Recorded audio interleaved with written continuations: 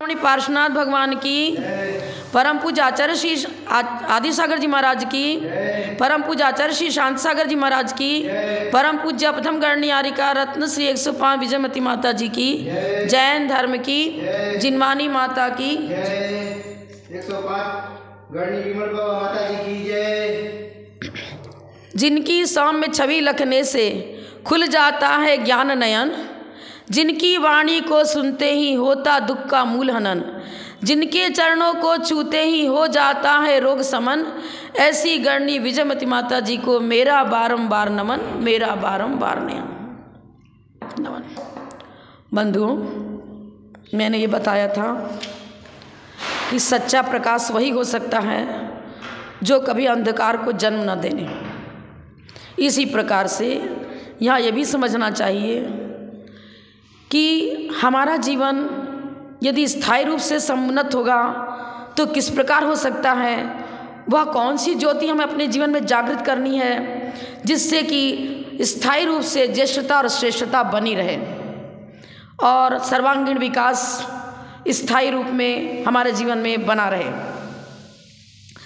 तो आज हम इस विषय पर विचार करेंगे कि श्रेष्ठता का आधार क्या है। जैनागम में ज्येष्ठता और श्रेष्ठता का आधार वीतराग परिणति को बताया है। वीतरागता के बिना श्रेष्ठता और ज्येष्ठता हमारे जीवन में नहीं आ सकती।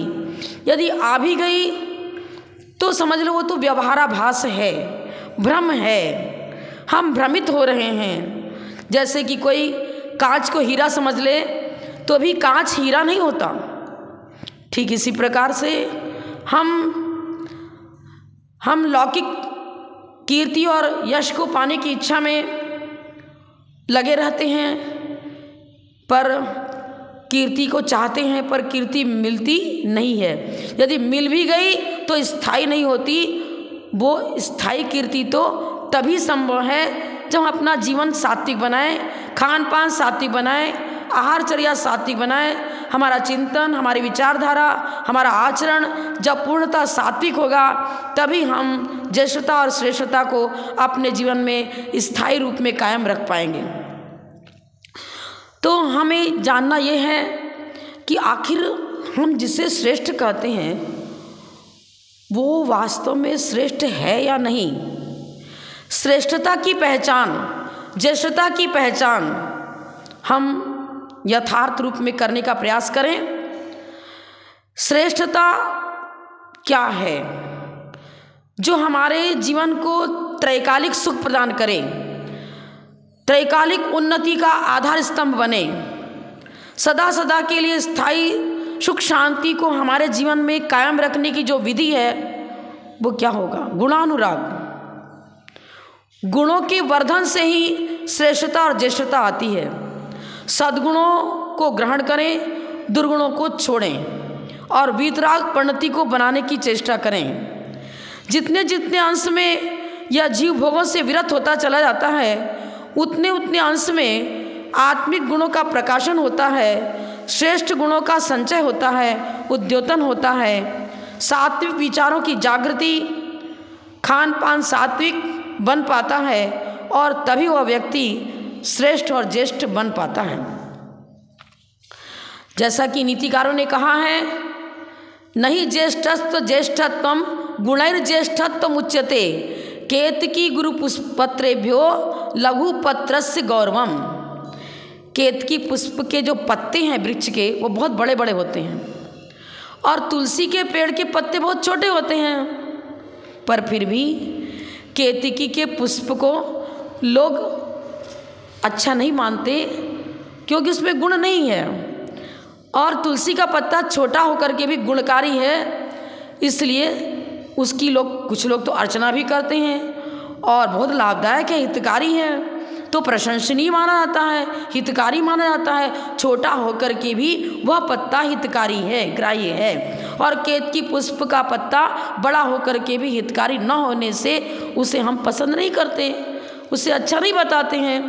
तो बंधुओं, समझना ये है, आज हम सब लोग अधिकार तो चाहते हैं, ज्येष्ठ बनना चाहते हैं, हमारी कीर्ति पूरे विश्व में फैले, हमारा यश सब जगह फैले, सब हम लोगों को अच्छा समझें, चाहते हैं, पर जैसा चाहते हैं वैसा हो नहीं पा रहा है। क्यों? इसलिए नहीं हो पा रहा है कि हम अपने जीवन को व्यवस्थित नहीं समझ पाए। कारण और कार्य की जो व्यवस्था है उसको समीचीन रूप से समझना पड़ेगा। साध्य अविनाभावित्वेन निश्चितो हेतु, जो साध्य के साथ अविनाभाव संबंध रखे, मतलब होने पर होना और नहीं होने पर नहीं होना। जैसे कि सोना है, उससे कोई भी आइटम बना लो, स्वर्णत्व सबके साथ मौजूद है। स्वर्णत्व धर्म है और उससे बनाया गया जो आइटम, हार बनाया, कुंडल बनाया, चूड़ी बना ली, नथ बना लिया, ये सब उसकी पर्याय हैं। पर सोने का गुणधर्म उन सभी पर्यायों में जा रहा है। इसी प्रकार से हम अपने आत्मिक गुणों को समझें। वो कौन सा गुण है जो निरंतर हमारे साथ कायम रहता है?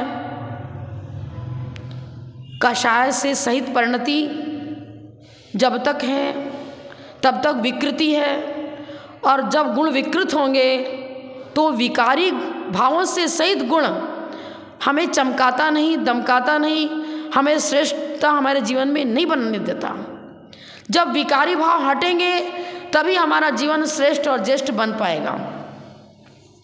एक उदाहरण मिलता है, दो चित्रकार राजभवन में पहुंचते हैं और वो कहने लगे, मैं बहुत अच्छा चित्र बनाना जानता हूँ, मैं अपनी कला आपके सामने प्रस्तुत करने की इच्छा से यहाँ आया हूँ, आप मुझे चित्र बनाने का सुअवसर प्रदान करें। राजा सोचता है ठीक है, मुझे आवश्यकता भी है। वो एक बड़ा सा हॉल था, उसमें चित्रकारी करनी भी थी। तो राजा ने उस कक्ष उसको बताया और कहा आप दोनों अपनी चित्रकारी यहाँ दीवारों पर करो। बीच में पर्दा डाल दिया ताकि एक चित्रकार दूसरे चित्र की नकल न कर सके, और उन्हें 6 महीने का समय दे दिया। अब दोनों चित्रकार अपनी कला दिखाने के लिए वहाँ उपस्थित होते हैं। एक चित्रकार तो बहुत सा अच्छे कलर ले आता है, ब्रश वगैरह सब लेकर के सारा कारणों को जुटाता है, सारे कारणों को, और चित्र बनाना शुरू कर देता है।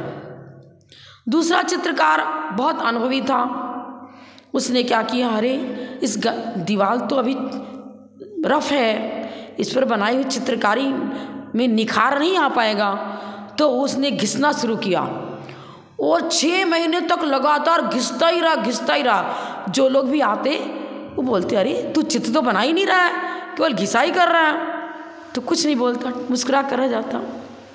अब वो 6 महीने पूरे होने जा रहे हैं, अंतिम दिन रह गया, अभी भी घिसाई कर रहा है। तो क्या हुआ, राजा तो पहुंच गया अपने समय पर, उनकी परीक्षा लेनी थी, देखना था, उसने पर्दा हटवा दिया। अब हुआ क्या, एक चित्रकार बहुत सुंदर चित्र बनाता रहा, 6 महीने तक लगातार चित्र बनाने में लगा रहा। उस दीवार के सारे चित्र इस खाली दीवार पर जिसकी मात्र घिसाई की जा रही थी, उन सब पर झलकने लग गए।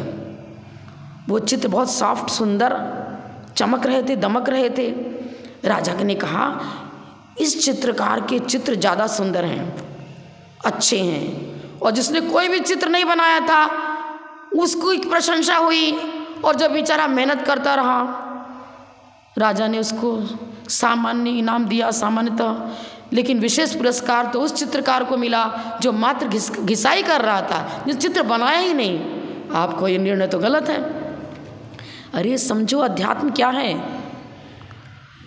आप बहुत सारा अध्ययन करते हो, कोई वैज्ञानिक बनता है, कोई इंजीनियर बनता है, कोई डॉक्टर बनता है, अनेक प्रकार की ज्ञान पुंजों से, लौकिक ज्ञानों से अपने जीवन को चित्रित करते हो। लौकिक ज्ञान से, भौतिक ज्ञान से चित्रित करते हो, और जीवन भर पूरा जीवन इसी में व्यतीत कर देते हो।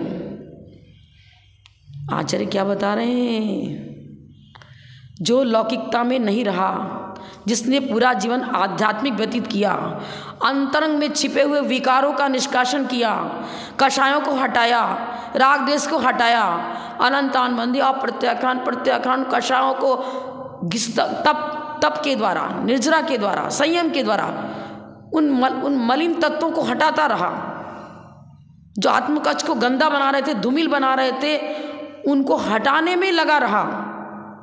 हटाते हटाते अब क्या हुआ, अनंतान बंदी गई, अप्रत्याख्यान गया, प्रत्याख्यान कसाय भी गया, संज्वलन भी क्या हुआ, अंतर्मुख प्रवृत्ति के द्वारा आत्म स्वरूप में अपने को शुक्ल स्थिर करता करता शुक्ल ध्यान की भूमिका में पहुंच गया और लौकिकता से अति दूर मात्र अंतःकक्ष के आत्मिक गुणों का आस्वादन हुआ। क्या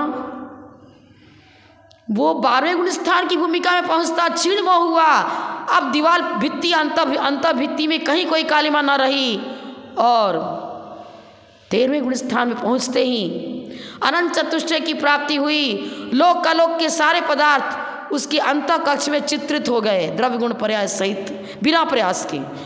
कलम लेकर कोई चित्र नहीं बनाया था उसने, लेकिन सारे द्रव्य गुण पर्याय, सभी पदार्थ, मूर्त अमूर्त, 6 द्रव्य 7 तत्व 9 पदार्थ की सारी पर्यायें द्रव्य गुण सहित झलकने लग गई। बंधु, मैंने दृष्टांत दिया है, पर ज्ञान की पराकाष्ठा है केवल ज्ञान। उस केवल ज्ञान में होता क्या है, इंद्रियों की सहायता नहीं होती, वो अतीन्द्रिय ज्ञान है, पर परम विशद सकल प्रत्यक्ष लोकालोक के सही पदार्थ जिसमें झलकते हैं, उस प्रकार की ज्ञान की पराकाष्ठा को प्राप्त करो। पर वो पराकाष्ठा वीतरागता के बिना मिलती नहीं, और वीतरागता के बिना स्थायी अतीन्द्रिय सुख भी नहीं मिलता। अनंत ज्ञान, अनंत दर्शन, अनंत सुख, अनंत वीर्य, ये आत्मिक गुणों का जो चरम विकास है वो वीतरागता पूर्वक ही संभव है, और वीतरागता ही वो शक्ति है, वो प्रयास है, वो पुरुषार्थ है। जो इस वीतरागता का संचय करता है, वीतरागता के लिए निरंतर प्रयत्नशील रहता है, उसे ही तीर्थंकर पद की प्राप्ति होती है, और तीर्थंकर बन करके धर्म तीर्थ का प्रवर्तक होकर के वो त्रैलोक्याधिपति बन जाता है। 3 लोक में जिसकी श्रेष्ठता और ज्येष्ठता स्थायी रूप से कायम रही और कायम रहेगी, वो विधि क्या हो सकती है, वीतरागता। जिन आगम का अध्ययन करो, जैन शास्त्र के अध्ययन के द्वारा स्व की पहचान करो, पर क्या है, लौकिक सुखाभास है, वो हमारे जीवन को सुखी नहीं बना सकता। अपनी परिणति बदलनी पड़ेगी। हम जो पंचेंद्रिय विषयानुराग की ओर दौड़ रहे हैं, ये हमारे अंतःकक्ष को गंदना बनाता है, हमारी आत्मभित्ति को धूमिल करता है, विकृत करता है। इस पंचेंद्रिय विषयानुराग के कचरे को हटाओ। अब आप कहो भाई शरीर मिला है तो इसे भोजन तो देना ही पड़ेगा, वस्त्र भी पहनना पड़ेगा, मकान भी चाहिए रहने के लिए, आवश्यकताओं की पूर्ति तो ठीक है करो।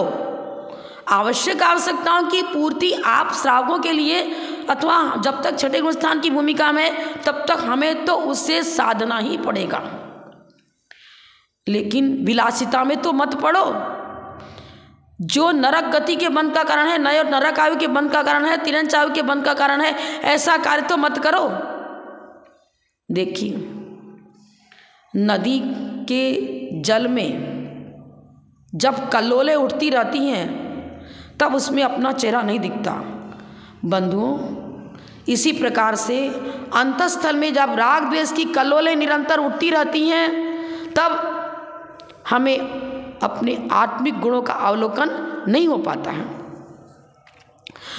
समाधि शतक में लिखा है, रागत द्वेषादि कल्लोलै रलोलम यन मनोजलम सपश्यत आत्मनस्तत्वम तत्तत्वम नेत्रो जन। जिसके अंतस्थल में राग द्वेष की कल्लोलें उत्ताल तरंगे ले रही हैं, उस समय आत्मिक गुणों का प्रकाशन उद्योतन नहीं हो पाता है। जब ये कल्लोलें शांत होने लगती हैं, बिल्कुल शमित हो जाती हैं, तब अंत में छिपे हुए वो महान रत्न, जिनकी ज्योति कभी फीकी नहीं पड़ती, जिनका प्रकाश कभी मिटता नहीं, वह सम्यक ज्ञान, केवल ज्ञान ज्योति, वह अनंत चतुष्टय, वो रत्नत्रय, छायक ज्ञान, छायक दर्शन, छायक सुख, छायक वीर आदि सब दिखने लगते हैं, नजर आने लगते हैं, प्रकट हो जाते हैं। और इस प्रकार प्रकट होते हैं कि वापस कभी भी विकृति आवे ही नहीं, कभी हमारे जीवन में अंधकार जन होवे ही नहीं। सदा सदा के लिए स्थायी प्रकाश और ज्योति को हम पा लेते हैं। कब? जब वीतरागता अंतर कक्ष में आती है, जब वीतराग का भाव आता है, तब आत्मिक गुणों का प्रकाशन प्रारंभ हो जाता है। और गुण स्थान की वृद्धि होते होते हम जब 13वें गुण स्थान की भूमिका में पहुंच जाते हैं, तब देखिए 100 इंद्र भी आकर नमस्कार करते हैं। लौकिक अभ्युदय, आध्यात्मिक उदय, नैतिक उत्थान, बौद्धिक विकास, क्या बाकी रहा? पूर्ण विकास, सर्वांगीण विकास की उपलब्धि उसे हो जाती है। हमारे आचार्यों ने कहा है, ज्ञान वैराग्य रज्जुभ्याम नित्यम उत्पत्तिवर्तिना जित चित्तेन सक्केन धर्तुम इंद्रिय बाजिना। ये पांचों इंद्रियां बाज पक्षी के समान क्या कर रही? हमारे आत्मिक गुणों का हनन कर रही हैं। और आचार्य बताते हैं कैसे इनसे बचा जाए। उन्होंने एक उदाहरण दिया। देखो, पतंग उड़ाते हो तो क्या होता है? पतंग की डोरी जब तक हाथ में है तब तक पतंग भी आपके हाथ में है। आप जितनी ऊंचाई तक पहुंचाना चाहो पतंग को डोरी के सहारे पहुंचाते हो, और जब वापस रिटर्न उसे लेना चाहो तो ले लेते हो। तो आचार्य क्या बता रहे हैं? यदि भेद विज्ञान रूपी डोरी हमारे पास में है, ज्ञान और वैराग्य कहो, भेद विज्ञान कहो, ज्ञान वैराग्य रज्जुभ्याम नित्य उत्पत्तिवर्तिना जित चित्तेन सक्केन धर्तुम इंद्रिय बाजिना। ज्ञान और वैराग्य की रज्जु, रस्सी जिसके हाथ में है, उसका मन कभी भी असंयमित नहीं होगा। जित चित्तेन, जो इंद्रिय जय रखता है, त्यागी व्रती हैं, वो क्या करते हैं? पांचों इंद्रियों पर कंट्रोल रखते हैं। वो बाज पक्षी की तरह ये इंद्रियां उसके अंदर हिंसक प्रवृत्ति को जागृत नहीं कर पाती। वो अहिंसक विधि से अपने पांचों इंद्रियों के द्वारा पुण्यार्जन करता है, पाप से बचता है, सदुपयोग करता है इंद्रियों का। और बाज पक्षी क्या करता है? खतरनाक मारता है अन्य पक्षियों को और अपना ग्रास बना लेता है। पांचों इंद्रियों का ये आपके ऊपर है कि आप इंद्रियों का सदुपयोग करो कि दुरुपयोग करो। बाज पक्षी की तरह हिंसात्मक कार्य इनसे करा रहे हो, या जिन भक्ति आदि कर करके आत्मिक गुणों का उत्थान कर रहे हो। हम स्वयं, हमारा जीवन, हमारा भविष्य, हमारा भूत भावी भविष्य, तीनों का निर्माण करने वाला हमारा ज्ञान है। उस ज्ञान ज्योति को अपने जीवन में जागृत करो, जिससे कि कभी भी दुख जीवन में पुनः ना आवे, स्थायी सुख शांति को हम प्राप्त कर सकें। लिखा भी है, भेद ज्ञान साबुन कहो समता समरस नीर, धोबी अंतर आत्मा धोवे निज गुण चीर। निज गुण चीर, बाह्य आवरण वस्त्र नहीं। दिगंबर साधु, वह आकाश ही उनका वस्त्र है।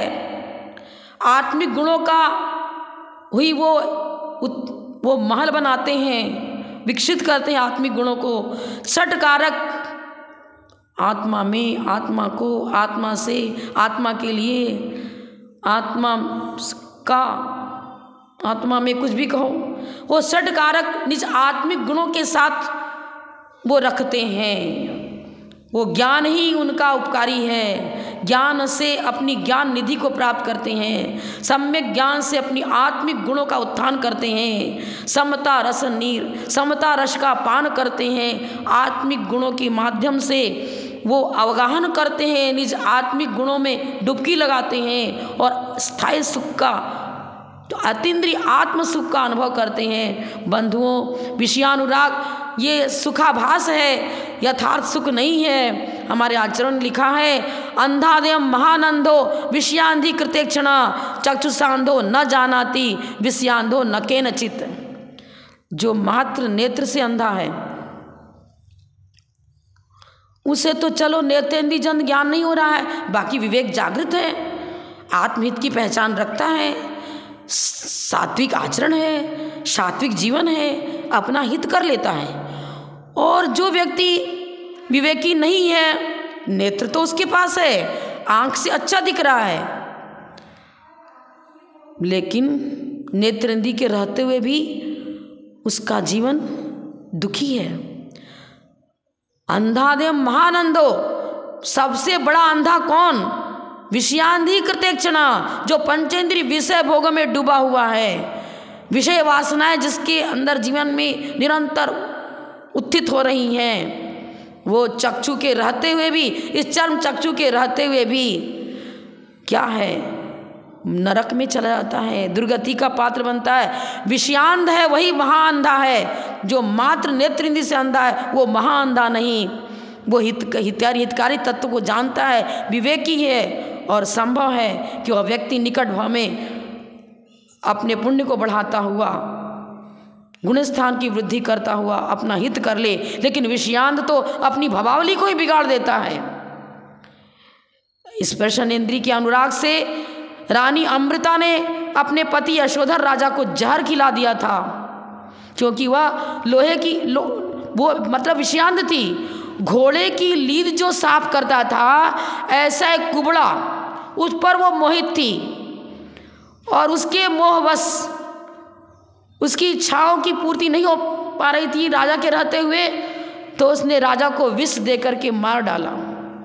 देखिए कथानक आप पूर्ण रूप से जैनागम से, प्रथमानुग से देख लेना, क्या है, लौकिक सुख भी उसे नहीं मिल पाता, लोक में भी उसकी निंदा होती है, अपमान होता है, अनादर होता है, दंडित होता है, वो व्यक्ति दंड का पात्र बनता है, जेल जानता है, चोरी करता है, 5 पापों का सेवन करता है, सब प्रकार से लोक निंदा का पात्र बनता हुआ दुर्गति में चला जाता है। तो हमारा यही कहना है कि आज हमको ये समझना चाहिए कि हम अपने जीवन को समुन्नत किस प्रकार बनाएं। आचार्य की वाणी है, क्या उन्होंने कहा, श्रेष्ठता के बिना ज्येष्ठता मिलती नहीं, श्रेष्ठता के बिना ज्येष्ठता मिलती नहीं। श्रेष्ठता को पाने के लिए वीतराग परिणति चाहिए, वीतराग परिणति ही ज्येष्ठता और श्रेष्ठता का आधार है। तो हम अपने जीवन के में यदि सर्वांगीण विकास अपना चाहते हैं, स्थायी सुख को कायम रखना चाहते हैं, तो जिनेंद्र भगवान के द्वारा बताए हुए मार्ग पर चलें, तदनुसार श्रावक धर्म मुनि धर्म का पालन करें, तो ही हम अपने भावी जीवन को हमेशा हमेशा के लिए सुखी बना सकते हैं और स्थायी सुख की प्राप्ति कर सकते हैं। जबल परम पूज्या प्रथम गणनियारिका रत्न श्री 105 विजयमती माता जी की जय, जैन धर्म की जय, माता की।